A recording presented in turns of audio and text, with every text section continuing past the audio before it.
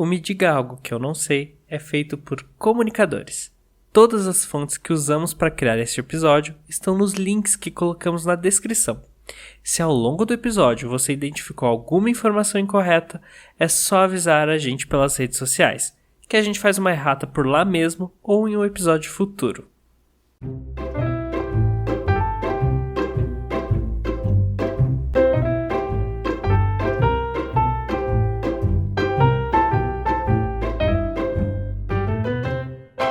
Taylor Swift é, sem sombra de dúvidas, uma das maiores artistas da música pop atual.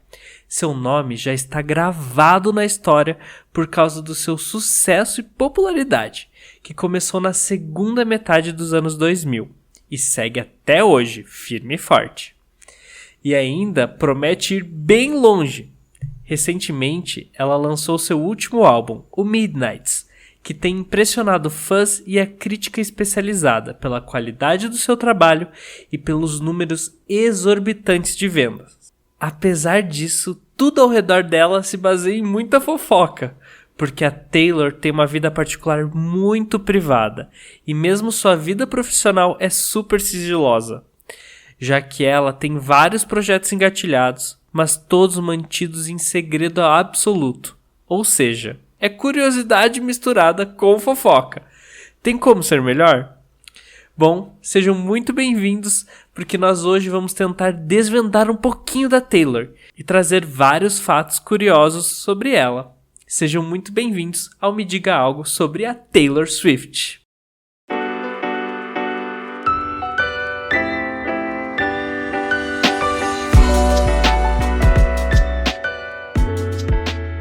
Olá, curiosos e curiosas, sejam muito bem-vindos ao episódio 20 do nosso podcast. Eu fico muito feliz que a gente chegou a essa marca e a gente está cada vez com mais audiência. Infelizmente, para o episódio de hoje, a gente não vai estar contando com a participação do Luigi, que não pôde gravar, mas em breve ele está de volta. E, para eu não ficar sozinho, eu convoquei ele, nosso editor e roteirista, para participar comigo. Sejam muito bem-vindos, Dan.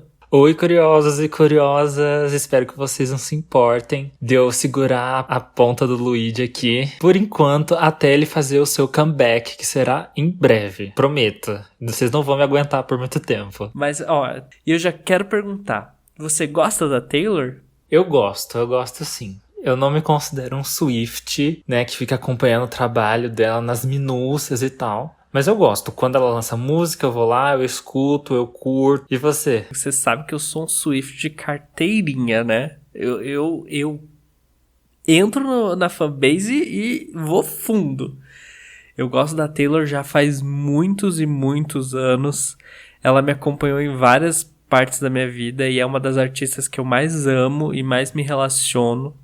Eu gosto muito da forma como que ela faz toda a parte de trabalho dela, além de que ela é uma inspiração como pessoa. Enfim, eu sou Swift há muito tempo. Então se prepara que o episódio de hoje tá cheio de curiosidade, tem fofoca, tem números. Hoje a Taylor vai entregar nesse podcast. E a nossa primeira curiosidade é de quando a Taylor ainda nem tinha nascido, mas talvez essa curiosidade já tenha tudo a ver com a história dela e com as poucas e boas que ela passou e passa até hoje na indústria do entretenimento. Então assim, tanto o pai quanto a mãe da Taylor vêm do mundo dos negócios. O pai dela, Scott, é consultor financeiro e a mãe, Andrea, trabalhou como executiva de marketing. Aliás, uma curiosidade extra aqui para vocês. Uma das avós da Taylor era cantora de ópera, então a música tá aí no sangue da família, né? Enfim, o fato é que quando teve a sua primeira filha, porque a Taylor tem só mais um irmão mais novo, né? Ela é a mais velha. Então a Andrea, quando teve a primeira filha, resolveu batizar ela de Taylor, que é um nome de gênero neutro, serve tanto para meninos quanto para meninas, né? E a mãe da Taylor diz que fez isso porque achou que esse nome ajudaria ela a ter uma carreira empresarial de sucesso. E aí que entra a nossa especulação.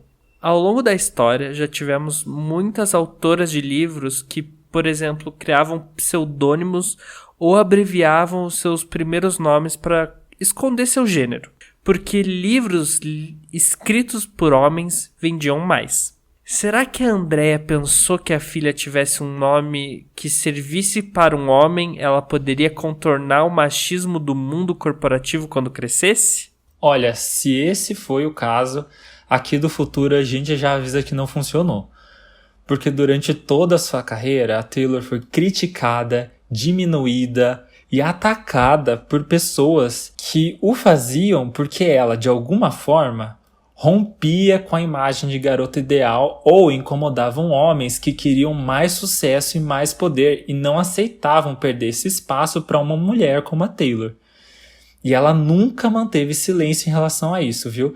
A Taylor sempre se defendeu e foi justamente por isso que ela sempre foi pintada como ardilosa, como falsa e outras coisas, né? É um paradoxo muito interessante, porque a mãe tentou proteger ela do machismo, mas foi na luta contra ele que a Taylor brilhou ainda mais, porque por muito tempo a própria Taylor, ela se fazia de garota boazinha, de encaixar dentro de uns moldes que eram pré-colocados a ela como uma artista country, e só quando ela se reafirmou, se colocou em primeiro lugar como mulher, que ela brilhou muito.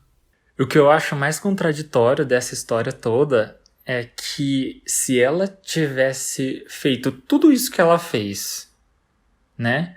Inclusive se defendido, mas ela fosse um homem, a história seria bem diferente, né? Essa, na verdade, é a história, que ela conta em The Man, que é a música do álbum Lover, né? Que virou até single. Eu acho essa uma das maiores canetadas que ela já deu, inclusive. Eu gosto muito de The Man também. Mas eu gosto que hoje em dia a Taylor, ela não esconde mais esse lado do machismo, porque ela é uma mulher privilegiada, ela está numa posição de poder muito alto, e mesmo ela estando nessa posição de privilégio, ela ainda assim sofre com machismo e ainda sofre com um monte de coisa que nenhum outro artista homem sofre, né? Então, essa história é muito doida, porque a mãe já queria proteger ela disso, mas, enfim, não conseguiu, e hoje em dia a Taylor, ela se coloca como uma voz, assim, para defender e mostrar como as coisas deveriam ser. E eu acho que, inclusive, ela sofre uma faceta diferente do machismo e da misoginia, né? Porque, assim, muitas vezes, artistas negras, por exemplo, mulheres negras, não teriam nem a oportunidade de fazer tudo que ela fez ao longo da carreira, né? Elas geralmente têm que lutar muito mais. Então, a Taylor já era uma garota bonita, magra, loira, de olhos claros. Então, eu acho que muitos homens da indústria acharam que seria muito fácil mantê-la sob controle. E aí, quando ela começa a falar, eu acho que se incomoda mais do que se fosse, por exemplo, uma cantora negra, que você já espera esse tipo de atitude, porque, poxa, são mulheres que sofrem bem mais. Então, geralmente essas cantoras que são bem racializadas, elas falam mesmo desde sempre, desde o começo da carreira.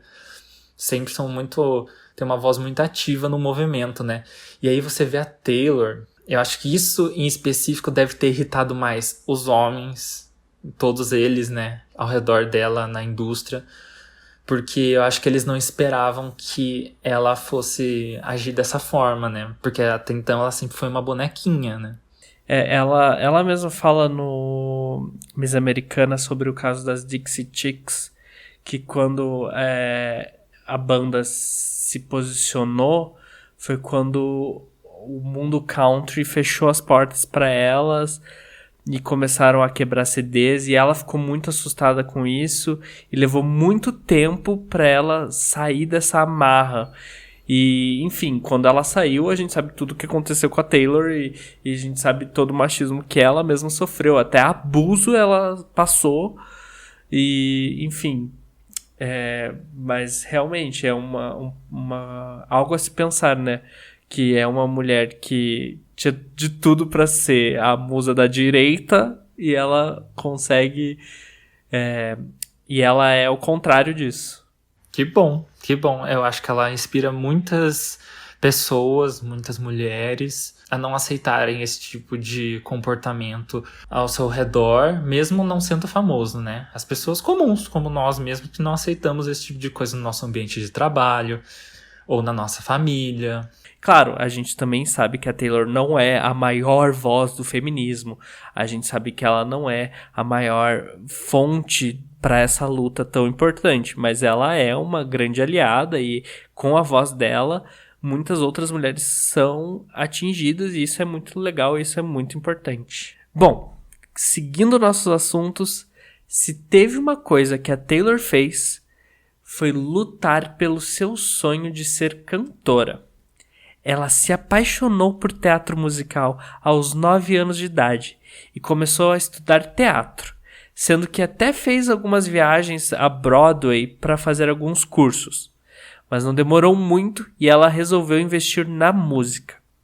Os fins de semana da Taylor eram sempre muito ocupados, porque ela usava esse tempo para ir se apresentar em feiras, cafés, eventos esportivos, karaokês e até em clubes de jardinagem e evento de escoteiros ela se enfiou para poder cantar. Foi aí que a vida social da Taylor começou a se declinar e ela começou a ter problemas com seus colegas de escola. Como ela estava sempre ocupada, eles acabavam deixando ela de lado e a Taylor foi ficando cada vez mais isolada. O fato é que a Taylor estava obcecada com a ideia de ser cantora. Esse se tornou assim o seu sonho, o seu maior objetivo, e os pais dela começaram a entender que não era só uma fase. Então assim, sacrifícios foram feitos e a família toda se mudou para Nashville, no Tennessee, que é considerada a capital da música nos Estados Unidos. A ideia era que ali a Taylor teria mais oportunidades. Mas não foi isso que aconteceu. A Taylor foi rejeitada diversas vezes por várias gravadoras. Isso ela tinha uns 11, 12 anos de idade. Aí a Taylor própria se tocou do óbvio. Todo mundo naquela cidade queria trabalhar com música e todos faziam a mesma coisa. E aí ela entendeu que ela precisava ser diferente para chamar a atenção das gravadoras. Foi então que um rolê super aleatório aconteceu. Um técnico em informática que foi até a casa dela para consertar um computador, ela viu ele tocando violão e pediu para ele ensinar para ela a tocar. E ele ensinou ali uns 3 acordes no violão para Taylor e tal.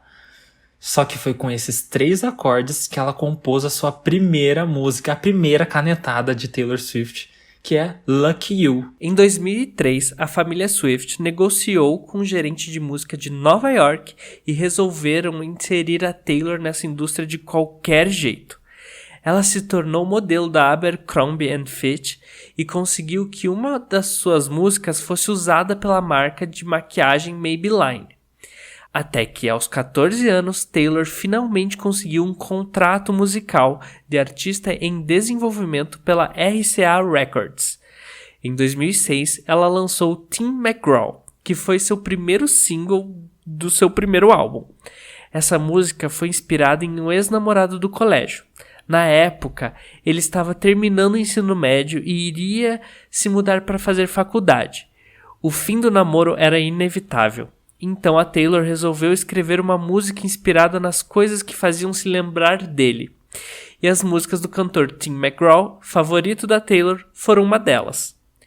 Tim McGraw, a música foi um sucesso e ficou em 6º lugar na parada Country da Billboard e na posição 40 da Billboard Hot 100. Em 2007, ela lançou um EP com músicas de Natal. Para quem não sabe, EP é tipo um mini álbum com no máximo umas 8 músicas. Em 2008, Taylor foi indicada ao prêmio Grammy na categoria Artista Revelação, mas perdeu o prêmio para Amy Winehouse. Nesse mesmo ano, ela lançou um dos seus álbuns mais famosos, o Fearless. Que trajetória, hein, dona Loirinha? Essa menina é uma daquelas coisas que, tipo, nasce com um talento, um dom e vai aperfeiçoando com a vida, mas, assim, desde o começo ela tava ali martelando que queria ser cantora. Ela, sem dúvida, foi muito persistente. Eu acho que esse foi o segredo dela, sabe? Porque foi como ela mesma notou. Ela tava num lugar onde todo mundo tinha esse mesmo sonho. Inclusive, eu acho que tem até uma música do Midnights, desse último álbum que ela lançou, que ela fala sobre isso, né? Não foi em...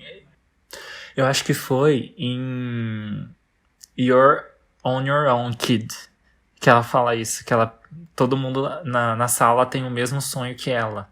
Bom, mas de qualquer forma, isso só mostra que desde sempre a Taylor, ela consegue pegar coisas do baú pra se inspirar e fazer música, né? A gente deu 2 exemplos aqui que a Taylor continua e foram eras muito importantes pra ela e ela continua fazendo música sobre. E ela chegou já causando, né, no cenário musical. Logo com a primeira música, já emplacando ela e sendo um destaque, né, no cenário country, ela chegou bem, né? Acho que como podemos falar, a Taylor sempre teve aquela questão de sinceridade nas letras dela, na música. Eu acho que isso atraía as pessoas. Imagina uma menina de 13, 14 anos lançando álbum, música e com letras tão tocantes e tão bonitas. Então, com certeza chamou a atenção das pessoas. Sim, certeza, inclusive, que no começo ninguém deve ter acreditado que era ela que compunha as próprias músicas, né? Ah, imagina. As pessoas deviam pensar que ela era um produtinho feito pra fazer sucesso. Pois é, mas está durando, né? Só prova que a longevidade da carreira dela, ó, acho que é uma das maiores, né? E vai longe ainda. Eu não vejo ela parando tão cedo, não. Ah, não. Taylor, ela é apaixonada por fazer música, fazer era e fazer clipe. Eu acho que ela continua por um bom tempo. E ela aprendeu, né, tanto com... Ela já tinha feito isso antes, né? Love Story é uma inspiração, é uma letra que ela compôs por conta de Romeo e Julieta, se eu não me engano. Mas no Evermore e no Folklore ela aprendeu que ela pode compor sobre qualquer coisa. Ela pode criar histórias. Então ela não precisa fazer álbuns sempre... Ela não precisa fazer álbuns sempre autobiográficos. Ela pode criar. Então eu acho que ali é uma fonte, menino, que não vai acabar. Mas é nunca. E é engraçado que ela falou que no Lover... que possivelmente ele seria o último álbum dela que faria muito sucesso. Porque ela já estava chegando numa idade que ela era considerada velha na indústria. E ela tem razão. A gente viu acontecer com muitas artistas que a gente ama, que depois dos 30 anos as pessoas não acompanham. E, enfim, a gente sabe que isso acontece. Mas com a Taylor não, ela tá com 32 anos e o álbum dela a gente vai falar mais pra frente, mas o último álbum dela fez muito sucesso e tá angariando cada vez mais fãs.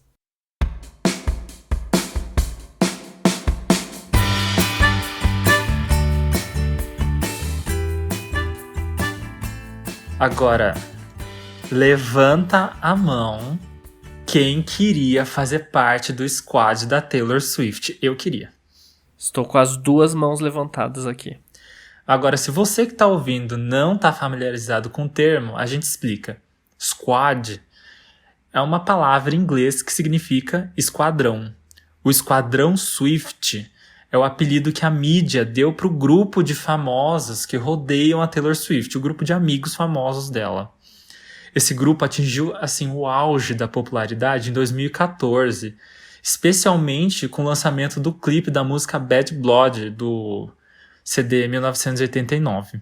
Nesse clipe, muitos membros do squad dela aparecem atuando. Nessa época, os membros assim, os oficiais eram a Selena Gomez, a modelo Karlie Kloss, Cara Delevingne, Ellie Goulding, a Lorde, a Hailey Steinfeld, as irmãs Esty, Alana e Danielle Haim, a Lena Dunham, a Gigi Hadid, a Zendaya, e ainda tinha o Ed Sheeran ali perdido no meio, que é o amigo boy hétero, sabe?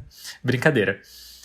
Mas o fato é que era um grupinho bem grande, bem seleto e bem fechado de celebridades. E todo mundo queria fazer parte, eles ficavam perguntando pra esses membros, né? Como que era, o que eles faziam, como que eram as festinhas. Além de que era um frisson pra mídia, né? Qualquer coisinha que elas apareciam, o squad era foto, era fofoca, era capa de revista. Enfim, em 2015, acontece que nesse ano, em 2015, a Taylor passou por um período bem complicado com a sua imagem pública. Ela foi bastante hostilizada pela mídia e pelas pessoas em geral na internet, né? E isso afetou ela profundamente. Inclusive, até hoje, ela faz referência nas suas músicas a esse período e aos ensinamentos que ele trouxe, né? E uma das coisas que aconteceu com ela desde então é que a Taylor começou a ficar bem mais seletiva com quem ela anda. E isso fez com que algumas amizades fossem revistas e outras até cortadas. É o caso da relação entre Taylor e a modelo Karlie Kloss, que a gente já até citou, ela participou do clipe de Bad Blood. Karlie era tão amiga da Taylor que tinha acesso irrestrito à casa da loirinha em Nova York, que contava inclusive com uma suíte exclusiva para Karlie, sempre preparada para recebê-la. O quarto tinha até um frigobar recheado dos lanchinhos favoritos da modelo. Só que com o passar do tempo, a Taylor começou a achar que a Karlie estava abusando demais. Isso porque a Taylor estava num momento super recluso e a Karlie ficava chamando uma galera para ir no apartamento da Taylor sem pedir a permissão. Folgada um pouquinho. Segundo o que foi divulgado na mídia, a Taylor ficou bem chateada com isso, porque sentiu que a Karlie estava só se aproveitando dela. Aparentemente não rolou uma briga, mas o que rolou foi que a Taylor foi deixando a Karlie de lado nos rolês. Aquela coisa de não faz mais sentido ter a pessoa na minha vida? Então, diz a Karlie que as duas ainda são boas amigas. O que cá entre nós é diferente de dizer melhores amigas, como era antes. Além disso, a Taylor não compareceu ao casamento da Karlie. Ela deu a desculpa que tinha compromissos profissionais inadiáveis, mas ninguém acreditou nessa. Em compensação, se tiveram amizades que azedaram como leite, outras envelheceram como vinho. É o caso das irmãs Haim, Este, Alana e Danielle, que continuam amiguíssimas da Taylor. Tanto que a Taylor chamou elas para participar do clipe de Bijou, lançado agora em outubro de 2022. Ed Sheeran e a Taylor também seguem firmes amizade. E outra amizade que promete durar para sempre é com a Selena Gomez. As duas se conheceram lá em 2008, na época que as duas namoravam os Jonas Brothers. A Selena estava com o Nick Jonas e a Taylor estava com o Joe. Elas se viram pela primeira vez nos bastidores de um show da banda, e enquanto os irmãos se apresentavam lá no palco, elas ficaram lá no camarim conversando, e até hoje elas são grudadas.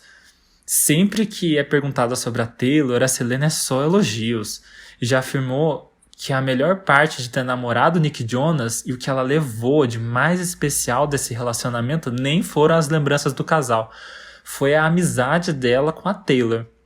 Já a própria Taylor diz que a Selena é o mais perto que ela tem de uma irmã, que elas sempre se falam, pedem conselhos uma para outra e nunca mentem uma para outra. Isso até se estende para a vida profissional. Antes de todo mundo ouvir os seus respectivos trabalhos musicais, elas mostram uma para outra. Me, que é uma música parceria da Taylor com Brandon Urie, foi ouvida pela Selena muito tempo antes de ser lançada, assim como Lose You to Love Me, que é o hit número 1 na Billboard da Selena, que mostrou a música antes de ser lançada, não só para Taylor, mas também para os pais da Taylor. É um nível de intimidade essas duas, eu amo. Aqui em casa, ouvintes, eu e Daniel Fantinelli somos cadelinhos de Sailor, porque a gente ama muito essa amizade das duas, a gente gosta de ver uma compartilhando a vida com a outra. Os pequenos biscoitos que a gente recebe, né? Porque nem sempre elas publicam algo, mas elas sempre estão em contato, né? Inclusive, teve uma época que elas meio que não ficaram postando nada uma com a outra durante um bom tempo, né? E aí muita gente ficou especulando se essa amizade ainda existia e tal, até que, se eu não me engano, foi a Taylor que postou uma foto da Selena na casa dela, com o gato dela no colo. E aí as pessoas se tranquilizaram. Não, tipo, ok. Elas continuam amigas. Eu acho que esses rumores sempre vão existir, né? Porque se as pessoas não estão postando, quer dizer que não tá acontecendo. Mentira, né, galera? Vamos ter um pouquinho de maturidade. E a Taylor, principalmente, ela não gosta de ficar expondo nada da vida dela. E a Selena aprendeu isso com a Taylor, né? As duas são bem reclusas no que elas fazem, no que elas gostam, com que elas saem. Então, eu acho que são raros os momentos que a gente vai ver as duas postando algo. É só quando significa muito mesmo. Como, por exemplo, a Taylor e a Selena se encontrarem no aniversário de 30 anos da Selena. A Taylor fez questão de encontrar com ela, deu um presente pra Selena, que era uma pintura que a Taylor fez, porque ela não poderia ir na festa da Selena. Mas mesmo assim, ela foi e as duas postaram. Mas acho que no dia a dia, acho que são poucas as vezes que a gente vai ver essa interação acontecendo. Até porque ninguém nasceu grudado, né? Eu acho que a gente tem que levar isso em consideração, porque sabe que isso é uma coisa que eu vejo muito acontecendo com famosos em geral, que são amigos, né? Eu até vi tava vendo um episódio daquele podcast, o Pod Delas, acho que é Pod Delas, né? E as duas apresentadoras estavam comentando isso, né, com a convidada, de que às vezes uma sai pra jantar e posta stories e a outra não tá junto, as pessoas já começam a perguntar se elas brigaram. E não é assim, né? A gente tá muito mal acostumado, na verdade, com as redes sociais, de achar que a gente conhece tudo da vida de todo mundo, porque todo mundo deve postar tudo o tempo todo, principalmente se for famoso. E não é bem assim, né? Então, certeza que a Taylor e a Selena se falam, elas devem ter lá o chat delas no Messenger, no mensagens do iPhone, né? Porque o WhatsApp não é muito comum lá nos Estados Unidos. E é isso, é uma coisa privada, não precisa ser pra todo mundo, né? Eu acho que é importante para elas e claro que a gente ama acompanhar, são duas artistas que a gente gosta, a gente quer ver elas juntas e bem. Mas é mais importante para elas estarem bem uma com a outra do que pro resto do mundo, porque no fim das contas, quem tá nessa amizade é elas. E eu acho que a Taylor aprendeu muito com toda essa questão do squad dela, de não ficar postando, de não ficar saindo, de não ficar reforçando, porque ela não sabe realmente quem são as pessoas que ela pode contar. Claro, a Selena é uma delas, a gente já sabe disso, as duas falaram sobre, que uma tá pra outra sempre. Mas, no geral, a Taylor, ela é uma artista muito grande, então qualquer pessoa quer se envolver com ela. E muitas das pessoas querem tirar proveito dessa relação. Querem ficar postando, querem ficar falando, querem ficar fazendo não sei o quê. Então, eu acho que a Taylor aprendeu muito com essa era do squad e viu que não vale a pena. Não vale a pena ela ficar se expondo a qualquer tipo de relação, a qualquer pessoa. Então ela selecionou quem era realmente verdadeiro. E daí ela hoje em dia mantém essas amizades no privado. Às vezes coloca no clipe, às vezes posta uma coisinha ou outra, mas é isso.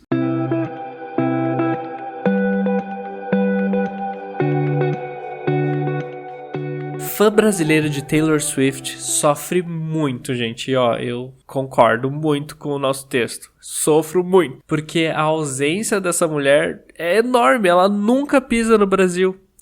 Mas vamos ser justos. Ela veio sim uma vez ao Brasil em 2012. E talvez seja por isso que ela fique tão relutante em voltar. A passagem dela por aqui foi curta, mas marcante e rende memes e comentários até hoje. Taylor desembarcou no Brasil no momento em que ela estava fazendo a transição do Speak Now para o Red. Ela fez um pocket show no dia 13 de setembro de 2012 e cantou as músicas dos seus álbuns já lançados e também apresentou o primeiro single do futuro álbum Red. A música do Red foi We Are Never Ever Getting Back Together.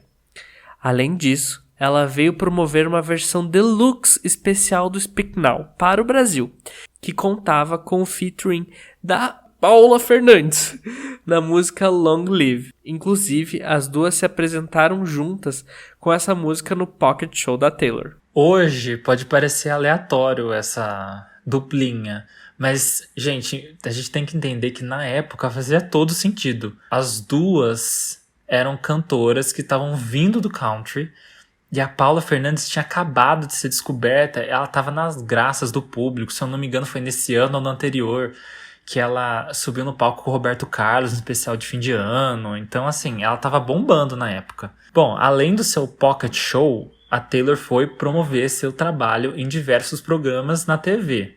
Ela participou do Legendários, o antigo programa do Marcos Mion, lá na TV Record. Ela também foi no programa da Eliana dar uma entrevista com a Paula Fernandes. A Eliana criou um quadro que se chamava Papo de Garotas. E essa entrevista rendeu aí vários memes já. Mas nenhuma emissora rendeu tanto quanto a Rede Globo. A Taylor foi em 2 programas globais. No show da Xuxa, ela se apresentou com We Are Never Ever Getting Back Together e Long Live. Só que em um dado momento ali da apresentação, os fãs se empolgam e começam a agarrar a Taylor. Um parece que tenta pegar o anel dela e o outro agarra ela pelo pé. E ela fica cantando e tentando se desvencilhar. Assim, é bizarro e engraçado ao mesmo tempo, mas dá um pouco de agonia, sabe? Não bastando isso, teve a participação da Taylor no Mais Você, da Ana Maria Braga. O programa fez uma matéria com a Taylor em formato de entrevista. No final, o repórter entrega uns mimos para Taylor. E entre eles está o nosso icônico boneco do Louro José. Mas se para a gente o Louro José é esse símbolo da cultura pop e tem tudo a ver com o programa, para Taylor, que é americana, ele não significa nada. Ela pega o boneco meio confusa, aí ela repara que dá para apertar ele. E quando ela faz isso, o buraquinho do bumbum do Louro José de borracha solta o ar que estava dentro dele. O arzinho faz até uma mecha do cabelo dela se mover. Esse momento tão simples e singular ficou conhecido no Brasil como o pum do Louro José no cabelo de Taylor Swift e viralizou horrores. Olha, gente, só sei que depois disso, nunca mais. Parece que a Taylor quase veio pro Brasil com a sua turnê 1989, lá em 2015. Mas boatos, né, dizem que foi a mãe da Taylor que se opôs à vinda dela pro Brasil. Aí mais pra frente, era pra ter rolado a Loverfest, em 2020, que era a turnê do álbum Lover. Ela foi cancelada por causa da pandemia de Covid-19. Mas assim, a esperança do Swift é a última que morre, então quem sabe ela não decide mudar essa história e vir com essa nova turnê, a The Eras Tour, pro Brasil, né, no ano que vem. Olha, Taylor Swift, venha. Eu acho que ela vai amar aqui, porque o Brasil é um dos lugares que mais escuta ela. E ela estando protegida dos fãs de não agarrarem ela no meio do show, as pessoas vão cantar, se jogar, gritar com ela. Eu tenho certeza que Taylor Swift vai amar aqui. E nós estaremos nesse show porque a gente iria na Lover, mas infelizmente, né, não aconteceu. E nós vamos na The Eras Tour. Nem que eu tenha que cometer vários crimes e vários delitos contra os direitos humanos, nós vamos conseguir ingressos e nós estaremos lá. Mas, sobre ela no Brasil, eu acho tudo icônico, a passagem dela aqui. Acho icônico tudo. O pum do Louro José é algo tão simples, tão refinado. E depois as pessoas fizeram uma montagem dela tocando piano na casa dela e o Louro José numa stand. Eu acho maravilhoso. E eu espero que ela ainda tenha esse Louro José, mas eu sei que não. Nossa, pra mim a passagem dela pelo Brasil foi um grande surto coletivo. Juro que se não tivesse isso gravado, eu ia dizer que é mentira, porque parece todo um grande sonho maluco, né? Ah, não, é uma passagem icônica e eu espero que a próxima seja tão icônica, mas de um jeito melhor, tá? Ai, sim, eu acho inclusive que ela nem vai em programa, sabia? Ah, com certeza não. Ela só vai vir fazer showzinho. A gente não vai ver nem ver em stories. Ela não posta stories, nada. Ela vai só vir cantar e ir embora. Mas eu espero que ela fique feliz com a gente cantando as músicas, porque eu acho que vai ser uma experiência única pra ela. É que na época, ela, por mais que já fosse grande, ela ainda tava naquele status de celebridade que ela precisa reforçar a imagem dela, senão as pessoas vão esquecer. Então, ela foi nos programas pra isso, né? Agora, hoje em dia, ela não precisa mais disso. Então, eu acho que tudo que é dispensável, ela vai tirar do caminho. Mas uma coisa que vai acontecer é que os paparazzi brasileiros vão ficar alucinados atrás dessa mulher. Ah, não, vão ficar alucinados. Nossa, ela vai ficar reclusa no hotel, né? Vamos ser sinceros, eu acho que é bem difícil ela sair, porque, nossa, vai ser uma comoção enorme. Vai ter muita gente na porta do hotel, vai ser um rolê. É o que é uma pena. Ela podia reservar uma praia, né, e pegar um solzinho e tal. A Miley Cyrus, quando veio em 2011, ela fez isso. Ela foi na Praia da Reserva, sozinha. Só tinha ela e a equipe. A Dua Lipa, a Dua Lipa, que foi ali no Rock in Rio meses atrás, ela passeou por São Paulo, ela comeu pão de queijo, ela foi em museu, ela fez um monte de coisa, achei maravilhoso. Mas eu acho que a Taylor não é tão corajosa. Imagine que ela ia se expor desse jeito, de jeito nenhum. Vai ficar no hotel, mas que ela podia pegar uma prainha, ela podia, né?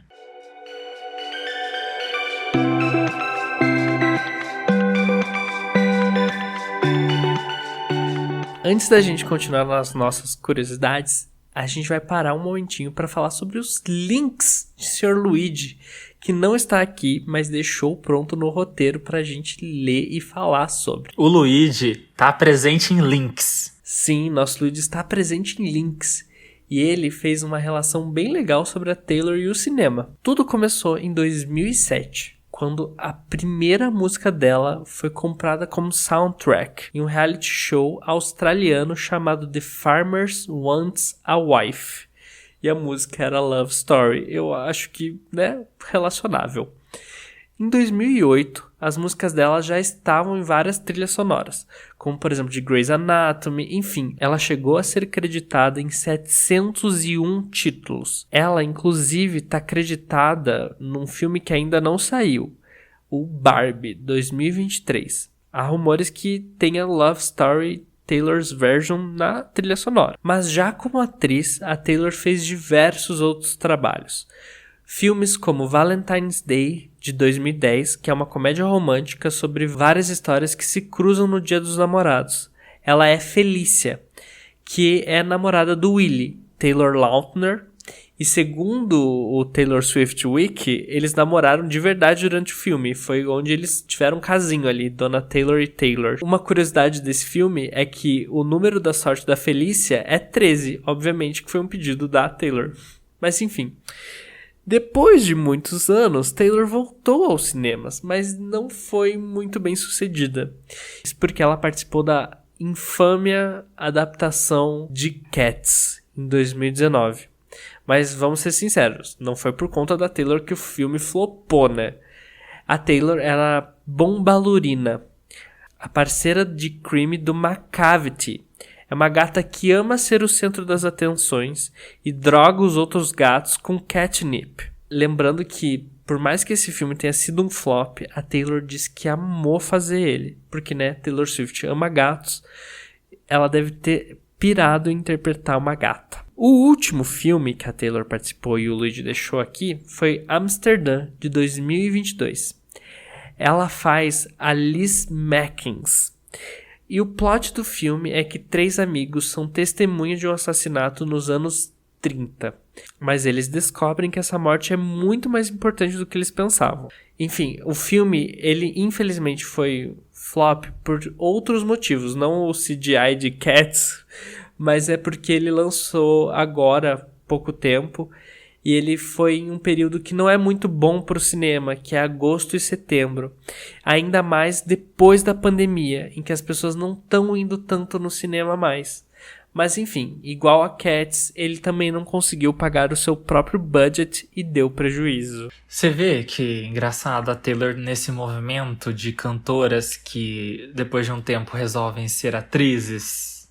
O que será que acontece, né? Por que será que isso acontece? Eu acho... Bom, a Taylor, ela gosta muito de dirigir e atuar os próprios clipes, né?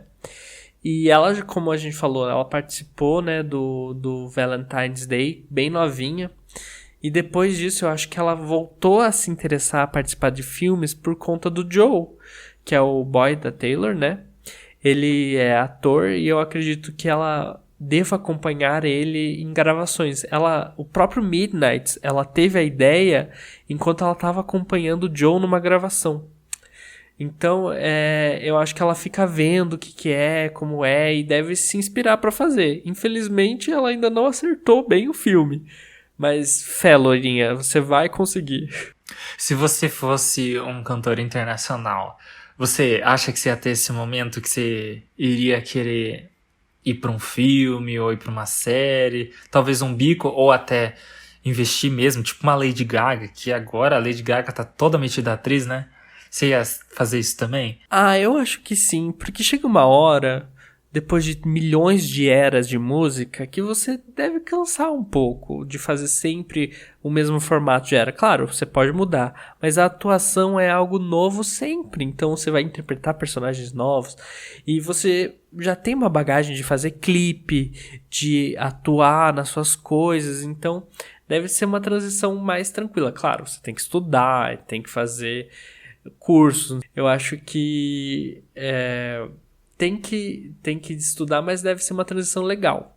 Eu iria super. E você? Faria esse movimento também? Não sei, eu acho que talvez uma ponta numa novela ou num seriado, alguma coisa assim, mas eu não ia me jogar de cabeça, não. Até porque eu particularmente gosto tanto de música e eu não sou muito do audiovisual. Você sabe disso, né? Eu não sou uma pessoa que assiste muitas séries. A probabilidade de você chegar pra mim, de qualquer pessoa chegar pra mim e perguntar: você já viu aquele filme? Olha, tem assim, 90% de chance de eu dizer não, porque eu não acompanho, eu sou mais musical do que de audiovisual, assim, filmes e séries. Então, provavelmente eu ia me manter ali na minha bolha, trabalhando com música. No máximo, eu ia fazer uma pontinha, uma participação especial num projeto em outro.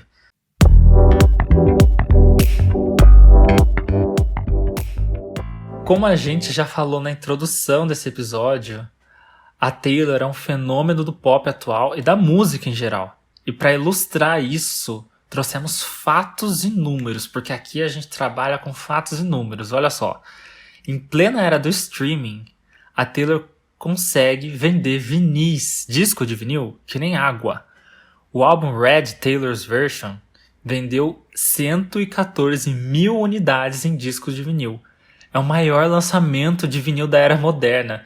Ela é contabilizada as vendas, né, desde 1991, né, que é considerada a era moderna. E esse álbum da Taylor é, sem dúvidas, o maior lançamento, né? Exato, e o próprio Midnights é um vinil histórico que vendeu assim, ó, horrores.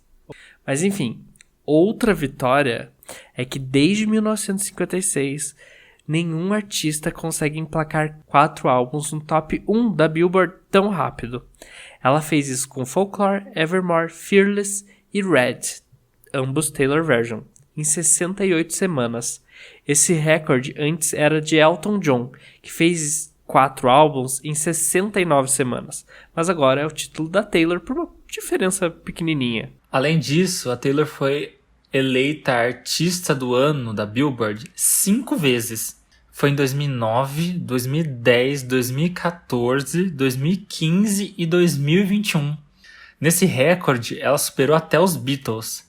Eles tinham sido eleitos Artistas do Ano 4 vezes. E ela bateu o recorde dos Beatles com esse ano de 2021 aí que passou. A música All Too Well 10 Minutes Version, com seus 10 minutos e 13 segundos, foi a música mais longa a atingir o topo das paradas. E falando em paradas musicais, ela foi a primeira artista a conquistar o topo de 6 paradas simultaneamente. Ela fez isso com Red, Taylor's Version. As paradas foram Billboard 200, Billboard Hot 100, a parada global sem os Estados Unidos, Artist 100, Hot 100 Songwriters e Hot 100 Producers. Muita coisa. Aliás, esse Red, Taylor's Version, né, tem muitos méritos. Foi com ele que a Taylor se tornou a segunda mulher na história a ter 10 álbuns no topo da Billboard Hot 200. A primeira que conseguiu isso foi ninguém mais, ninguém menos que Barbra Streisand. Bom, se não tá bom, vem que tem mais. A turnê Reputation Stadium Tour de 2018 Foi a turnê mais rentável da década, arrecadando 345 milhões de dólares. E no final dessa turnê, ela já conseguiu o título de maior ato feminino da década, tanto em número de ingressos vendidos quanto em lucro, somando 935 milhões de dólares, somando todas as turnês desse período. E atrás dela, só nome grande, viu? Beyoncé vendeu 850 milhões de dólares, seguida por Lady Gaga, que faturou 600 milhões. Você tá achando que a gente esqueceu da nova era, mas daqui a pouco a gente vai comentar os recordes da Midnights. Eu acho engraçado que a Taylor se preocupa muito com esses títulos que ela ganha, sabe? Ela já deu vários indícios disso. O próprio 1989 é um grande fruto desse desejo dela de ser premiada, porque o Red, pra quem não sabe, lá em 2012, né, eu acho que ele foi lançado, ele foi indicado ao Grammy, né, e ele não ganhou. E a crítica disse que ele não ganhou porque ele era uma mistura de country, pop, então ele não era um álbum muito coeso, né, nesse sentido de sonoridade. E diz ela, a própria falou que ficou com isso na cabeça martelando. Ela voltou à noite dessa premiação, ela foi dormir, disse que ela acordou no meio da noite já com o conceito do álbum pronto e com isso na cabeça, que ela ia lançar um álbum pop. E se for ver, o 1989 foi realmente um álbum pop bem coerente, bem redondinho e levou um monte de Grammy depois. Então, assim, ela se importa muito com os prêmios que ela ganha, né? E ela se importa tanto que ela, no próprio Red Taylor's Version, ela tem uma música, né, que ela fala que ela se preocupa com o fato dela não ser mais uma novidade, que ela vai perder relevância. Ela tem essa vaidadezinha, né? Eu acho que ela, com o tempo, foi perdendo um pouco isso. O Reputation, ela sofreu muito por não ter sido indicado ao Grammy. Ela doeu ali no core da Donna Taylor. E depois ela tentou com o Lover, né? Fazer um álbum mais coeso, talvez. Enfim, não deu certo, mas no Folklore ela realmente conseguiu de novo o Grammy e foi uma das únicas artistas no mundo a ter 3 álbuns premiados como álbum do ano do Grammy. E olha, ela fez uma jogada de mestre com Midnights, porque ela sabia que no próximo Grammy vai ter Beyoncé, vai ter um monte de gente concorrendo grande, e ela tacou o Midnights para o período elegível de 2024. Então, se ela trabalhar esse álbum por mais um ano bem... Claro, vai ter eu acredito que vão ter os relançamentos, mas vai ter a turnê para ela ficar lembrando desse álbum. Há grandes chances dela conseguir 2024 também. Enfim, eu acho que depois do Reputation, a Taylor deu uma desencanada, porque ela mesma fala, né, que ela chegou numa idade que ela não é tão mais relevante. Então ela perdeu um pouco isso da gana por prêmios e números. Hoje em dia ela sabe que ela é muito potente e é isso que importa. Na verdade, eu acho que é uma mistura das duas coisas. Eu sinto que, ao mesmo tempo que ela aceitou que, entre aspas, que ela não é mais tão relevante, o que é uma mentira. Isso é a mentira da Taylor pra Taylor mesma. Ela é importante sim, ela é relevante sim, mas por mais que ela ache e tenha aceitado essa realidade, entre aspas, na cabeça dela, eu acho que aceitar essa realidade doeu nela. Muito. Porque, né, é bem complicado, né? Eu acho que isso deve acontecer com todas, assim, porque é impossível alguém ficar popular pra sempre. Uma hora todo mundo dá uma declinada, daí estabiliza de novo, né? E fica assim. Se você quiser, né, manter sua carreira de artista, você consegue super manter assim, bem e estável pra sempre, né? Muitos artistas devem passar por essa situação de entender que, putz, esse CD aí não vendeu tanto quanto o anterior, as vendas estão caindo um pouco. Claro, tem um público muito fiel aí ainda, mas igual antes, quando era fresco, né? É difícil, né? Difícil alguém se manter relevante assim por tanto tempo. São poucas. E deve martelar muito na cabeça dela isso, e na cabeça de vários outros artistas, né? Você perder relevância deve ser um processo para você aceitar isso. Mas a Taylor, eu acho que ela sempre consegue se provar o contrário, porque ela, por mais que fale isso, como você disse, ela tá lá sendo relevante e tá lá vendendo muito. Enfim, um caso a ser estudado, dona Taylor Swift marqueteira. Nossa, ela é muito marqueteira, gente, sério. Ela mesmo falou, né, uma vez, pra uma entrevista, que se ela tivesse ido pra faculdade, ela ia querer estudar marketing. Eu nunca vi isso. Maravilhoso. Foi numa entrevista pro 1989. E o entrevistador perguntou pra ela, né, na época, se ela tivesse ido pra universidade, o que ela ia estudar. E ela disse que iria estudar marketing ou então, no máximo, design de interiores, assim, né? Pra essa parte da arquitetura. Mas eu acho que o marketing ia combinar tão bem com ela e acertar de primeira, né? Aham. Até porque a nossa próxima curiosidade fala sobre isso. Porque antes da gente vir aqui falar sobre a nova era da Taylor, a gente decidiu falar de algo que é muito importante para a cantora, que se relaciona muito com marketing e divulgação, que são os easter eggs. Isso mesmo, você não ouviu errado. Os easter eggs são muito importantes para a Taylor e o seu fandom. Se você não sabe, easter eggs são pequenos detalhes secretos em um material da cultura pop, que só fãs conseguem achar. Ou pessoas que prestam muita atenção, mas geralmente são os fãs que conseguem entender as referências que esses easter eggs fazem a outros trabalhos da cultura pop, seja do próprio artista ou de outros. Os easter eggs servem para dar um novo contexto para o que estamos vendo, ou até mesmo contar algum segredinho.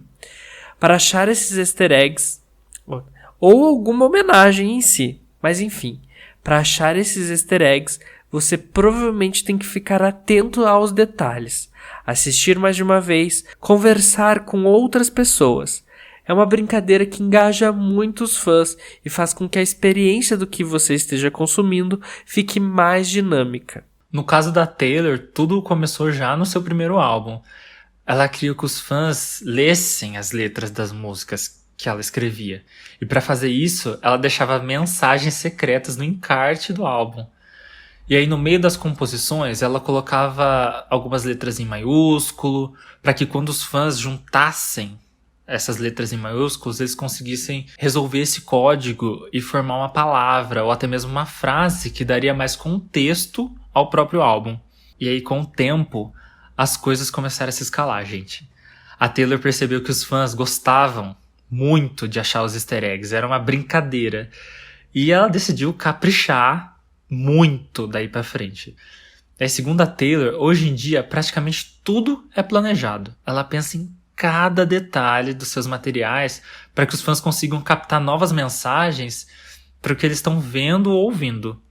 Com os easter eggs, a Taylor gosta muito de tanto para o passado quanto para o futuro. No passado, a Taylor geralmente faz referências às suas eras antigas, como no seu último vídeo, o Bejeweled, onde ela colocou diversas mensagens secretas sobre os seus antigos álbuns, principalmente o Speak Now, que inclusive pode ser a próxima regravação que ela vai lançar, né? Mas a Taylor gosta de colocar detalhes de próximos trabalhos, coisas que nem a gente imagina que vai acontecer. A Taylor já falou que começou a planejar easter eggs para representar coisas que só vão sair daqui a anos. E isso faz com que o fandom fique louco, tentando teorizar cada detalhezinho do que estão vendo ou ouvindo nos clipes e nas músicas. Como por exemplo no clipe de Me, música que abriu os trabalhos do álbum Lover. Nesse clipe, a Taylor colocou diversos detalhes que representavam o próprio álbum, que na época nem tinha nome.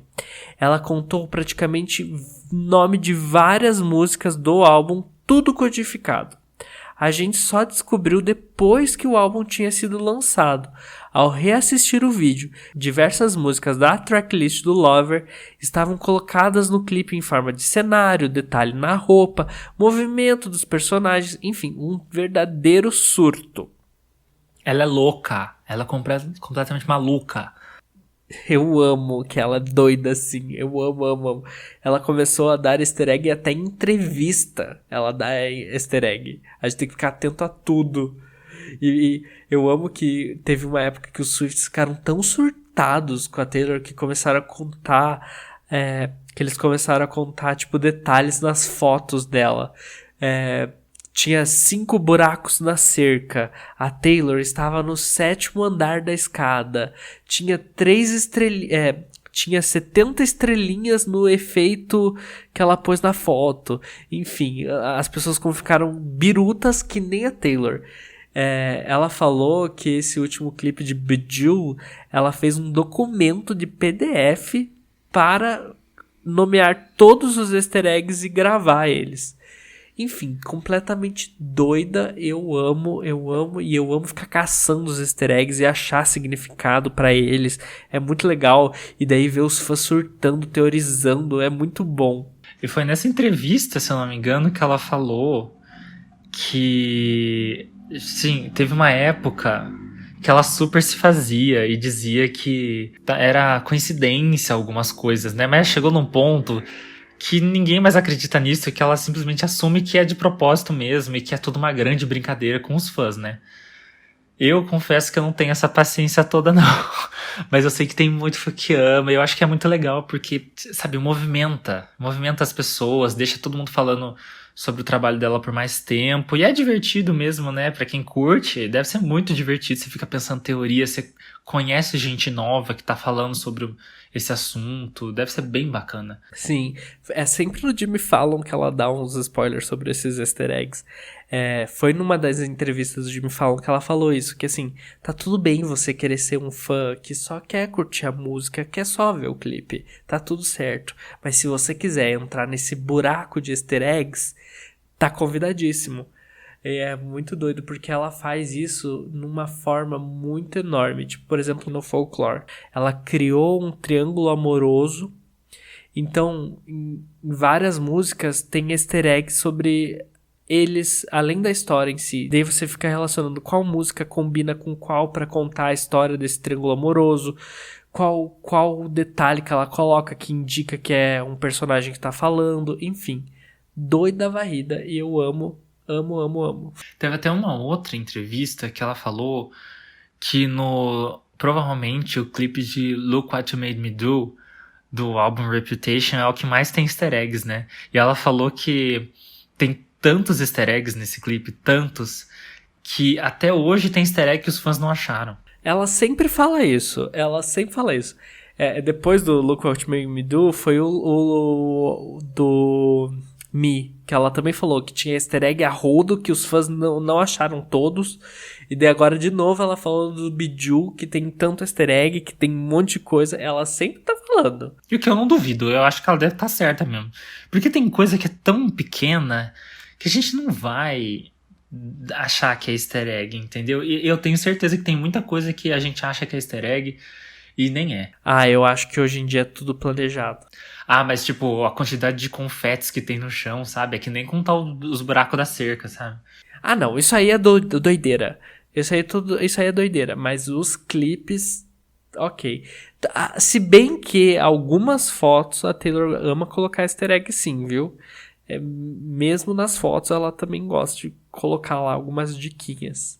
Assim, tipo, os brincos que ela tá usando, a cor dos brincos, quantas pedras tem ali. A gente descobriu que isso tem muito a ver com o conceito do Midnights, né? Que cada pedrinha é um disco dela, né? Então a gente já sabe que ela tá brincando com as joias, né? É porque ela diz que os álbuns dela são as joias dela, e ela tem razão. Então ela fez um clipe que, além de representar um pouco a música e tal, ela representa... Segundo a Taylor, ela queria fazer um clipe que tivesse alguma coisa com temática de Midnights, e ela achou na Cinderela, né, por conta das 12 horas, a badalada, essa história. Então ela se inspirou, e também se inspirou porque os álbuns dela são as joias dela. Então tem toda aquela cena dela coletando as joias colando no corpo dela.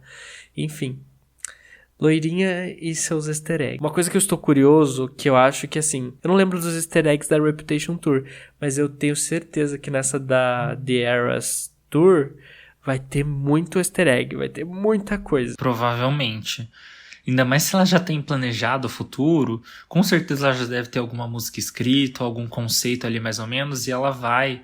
Porque tem isso também, né? Tem muito easter egg, que pro easter egg funcionar, ele precisa ter um ponto de partida e tem que ter um outro ponto lá no futuro que vai amarrar ele. Ou no passado, pra fazer sentido, né? E ela já deu muito easter egg furado, que, tipo, ideias que ela começou e que não foram pra frente, né? O próprio cabelo platinado, os broches de sereia que ela usava na Reputation Tour, que todo mundo achou que ia ter essa temática, e não veio a tema de sereia. Eu acho que ela mudou de ideia. Então, aí vem a questão de que a gente não sabe se é realmente um easter egg, né? Tanto o cabelo platinado, quanto os broches de sereia, quanto o karma, enfim, a gente não sabe realmente o que é easter egg ou não. Se bem que hoje em dia a gente pode considerar tudo, sim, mas enfim, pode ser que realmente tenha acontecido isso. São ideias que ela vai tendo e não continua, mas é muito legal quando as coisas se casam e tudo entra num círculo, assim, sabe? Fecha. Ah, então, porque na pior das hipóteses, se ela mudar de ideia, vai ter sido nada. Entendeu? Eu acho que ela deve pensar assim, eu tô com essa ideia aqui, vou fazer. Se não vira nada, é só dizer que não era nada. Que era só um acessório, que era só uma roupa, que era só uma decoração na foto. Só dizer que não era nada. E quem que vai questionar isso, né? E como a gente tá falando ao longo desse episódio todo, recentemente a Taylor lançou o seu 10º álbum de inéditas, né? O Midnights. Chegou quebrando recordes. Mas afinal, o que esse álbum tem de tão especial? Pra começar, ele é o primeiro álbum autobiográfico da Taylor desde o Folklore e do Evermore, né? Que são os álbuns gêmeos dela. No Midnights, a Taylor se inspirou em diversas noites que ela passou acordada, virada. Entre essas noites, ela definiu 5 sentimentos que ela sentiu e que efetivamente foram as inspirações para suas letras. Esses sentimentos, segundo ela, são autoaversão, fantasiar sobre vingança, se perguntar o que poderia ter sido, quem nunca, né? Se apaixonar e sentir que tá desmoronando. Bom, na sua primeira semana de lançamento, o álbum acumulou mais de 1 milhão de vendas puras nos Estados Unidos. E isso não acontecia desde o álbum Reputation da própria Taylor. Ela quebrou o recorde de maior stream global de Spotify de uma primeira semana. Já na Billboard, o álbum fez com que a Taylor ocupasse as 10 primeiras posições na parada Hot 100, a mais importante da música, e isso nunca tinha acontecido na história com nenhum outro artista. Para continuar a era, a Taylor já anunciou a sua futura tour, em que vai comemorar todas as suas eras anteriores. A turnê foi mal anunciada e já tá com tanta demanda que a Taylor teve que adicionar mais 8 shows só nos Estados Unidos. A tour também está altamente cotada para passar no Brasil, sendo o primeiro grande show que a loirinha vai fazer em terras nacionais, e eu já estou muito pronto.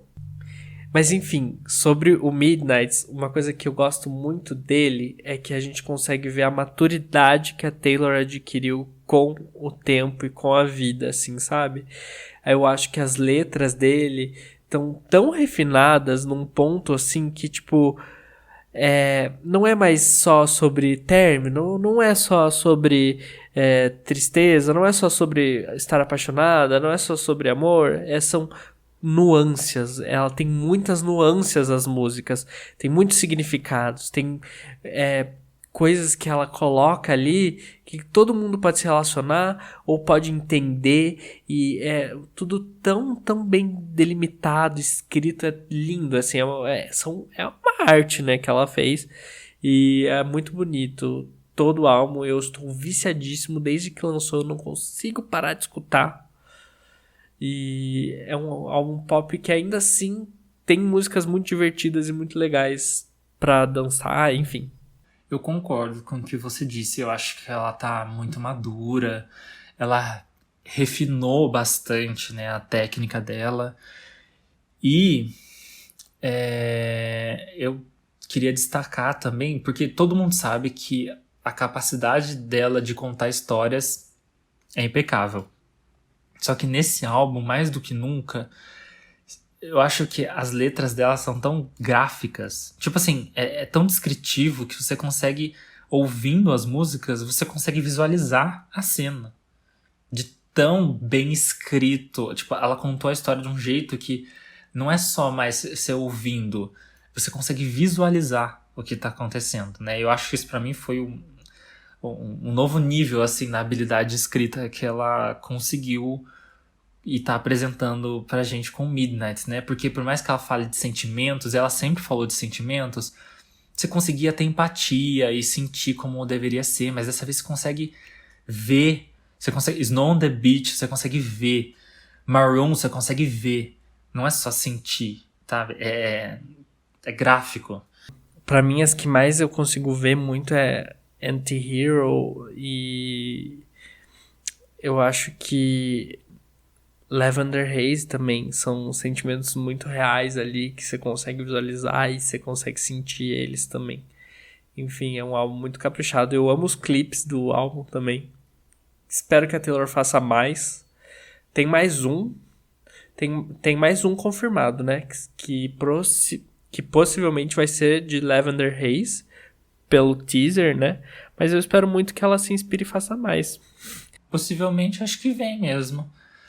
Ela pode muito bem gravar, né, pensando quais músicas mais fizeram sucesso com os fãs, e aí ela vai gravando ao longo do tempo, né?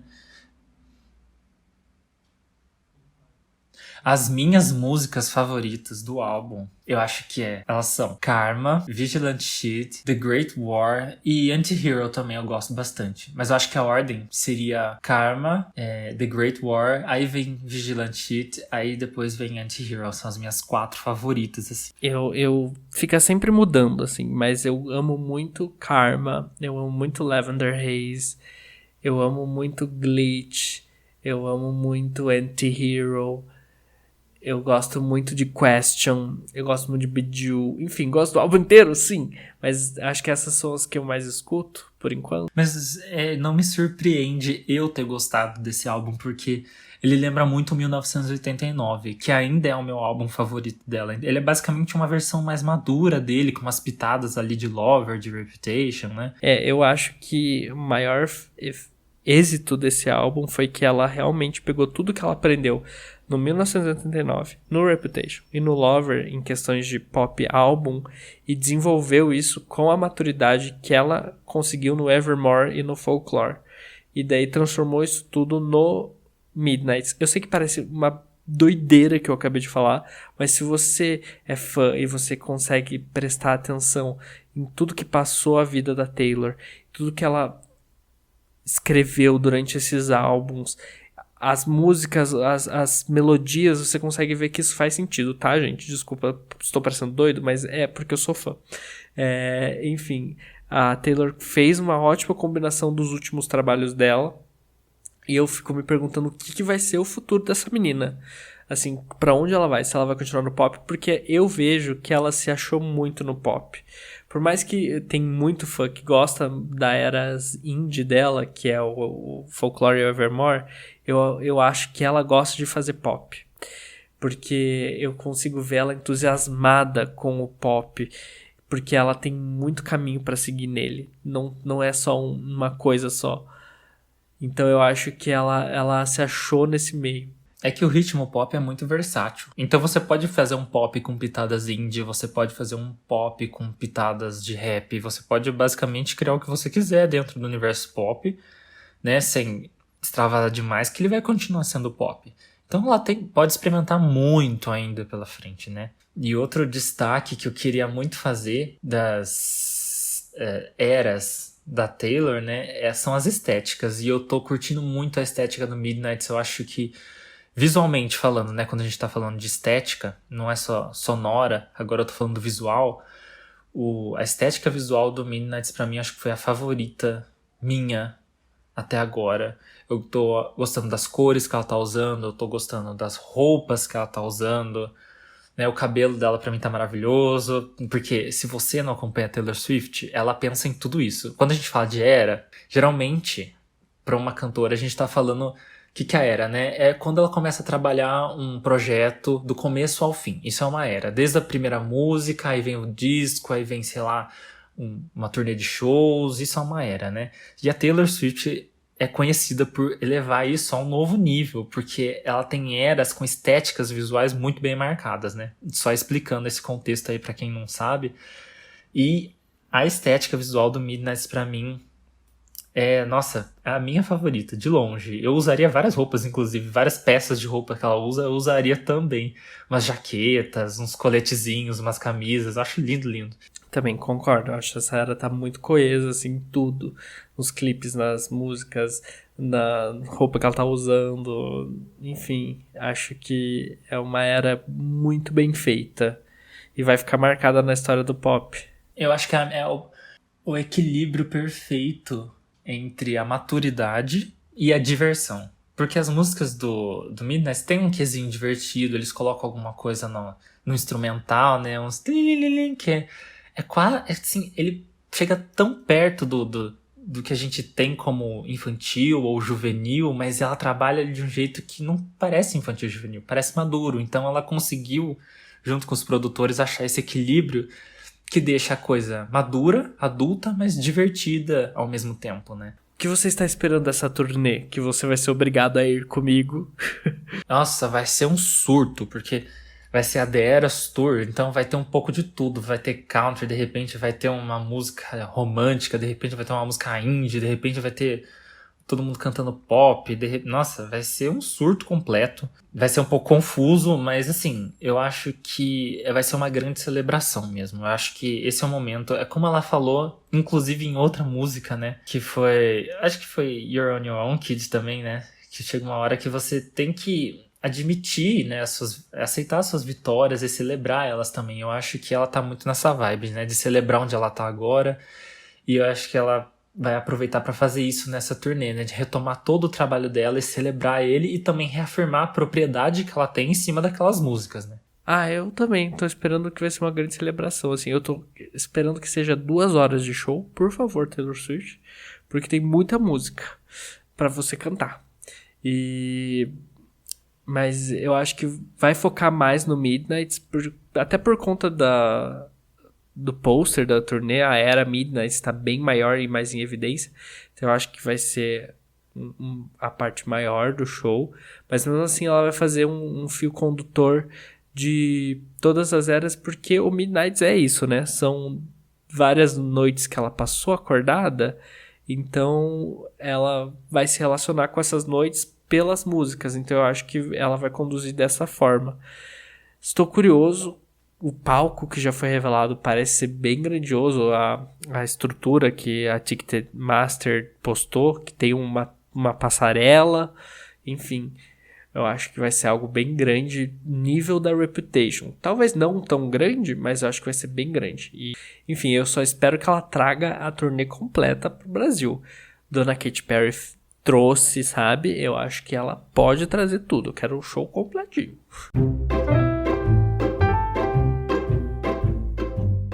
O papo tá muito bom, mas né, já estamos com quase 1h30 de gravação, que não sei quanto vai se reverter para o produto final, mas eu já quero encerrar a conversa agradecendo muito ao Dan por ter feito o papel hoje do meu co-host, porque não conseguiria sem ninguém aqui, mas enfim, foi muito bom ter a sua conversa, falar com você. Eu que agradeço pelo convite, mas já tranquilizo todos que logo o Luigi estará de volta, mas fico muito contente de poder participar.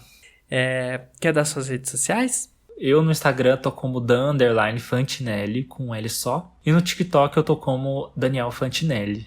As minhas redes sociais são @ojulianojorge, tudo unificado. Pode ir atrás que tá @ojulianojorge. A gente vai ficando por aqui. Logo o Luigi volta pra gente conversar mais. Espero vocês no próximo episódio, que tá muito especial, hein? Vai falar sobre uma paixão nacional, Dona Copa do Mundo. Já dei aqui o spoiler, então espero que tenham gostado desse episódio. Sigam o podcast em todas as redes sociais, que também tá na descrição. Esse podcast foi roteirizado por Daniel Fantinelli, Juliano Jorge e Luigi Malucelli e editado por Daniel Fantinelli. A gente vai ficando por aqui e até!